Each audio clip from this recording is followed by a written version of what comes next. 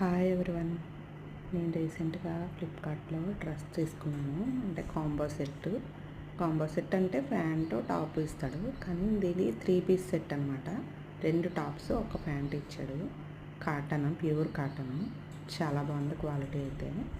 అంటే మనకి ఎక్సెల్ అనుకో డబుల్ ఎక్సెల్ తీసుకోవాలి, ఎందుకంటే ప్యూర్ కాటన్ కదా, కొంచెం లాగుతుంది నాకు తెలిసి. ఈ మధ్యకాలంలో ఫ్లిప్కార్ట్, మీషోలో తీసుకున్న డ్రెస్సులు చాలా అంటే చాలా బాగున్నాయి.